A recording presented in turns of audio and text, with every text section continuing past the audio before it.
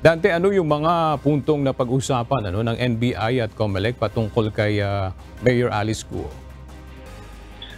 Magandang tanghali aga. Ngayong umaga nga na courtesy call itong ang bagong direktor ng NBI na si Jaime Santiago dito sa Commission on Elections.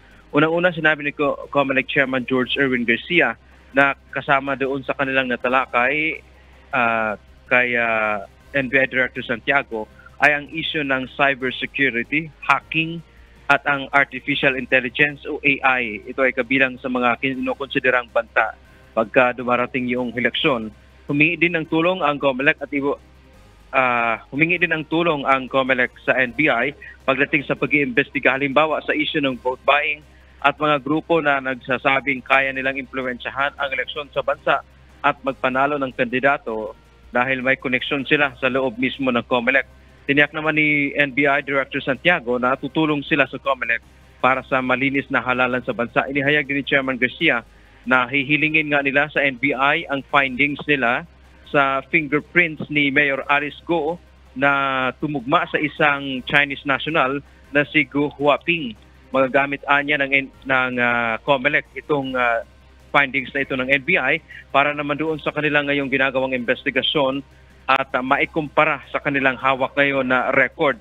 Mayroon din kasi agad na hawak na record ang COMELEC pagdating sa halimbawa sa fingerprint ni Mayor Alice Guo na nagparehistro noong nakaraang 2021.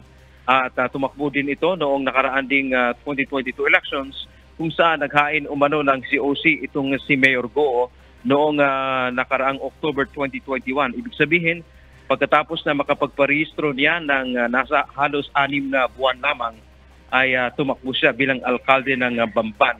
Samantala, inihayag din kanina ng NBI na inaasahan ngayong araw-aga ay ilalabas na nila ang resulta naman ng kanilang ginawang pagsusuri doon sa isa pang fingerprint o pagkakakilanlan ni itong Alice Guo Ilial.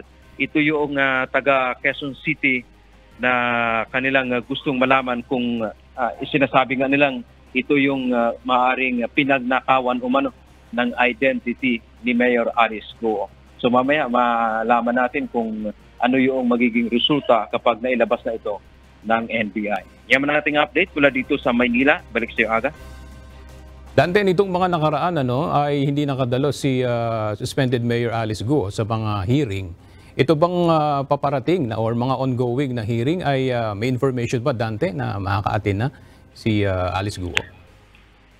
Sa ngayon, Aga, ay wala pa tayong impormasyon at kung siya ay makakadalo sa darating na pagdinig. Ang alam natin, kung di tayo nagkakamali, ay July 10 yung susunod na pagdinig ng Senado. At dito naman kasi kanina, partikular na napag-usapan nila ay itong paghingi nga ng permiso ng COMELEC na mabigyan sila ng itong findings ng fingerprint ni Mayor Alice Guo para titingnan nila kung ito bang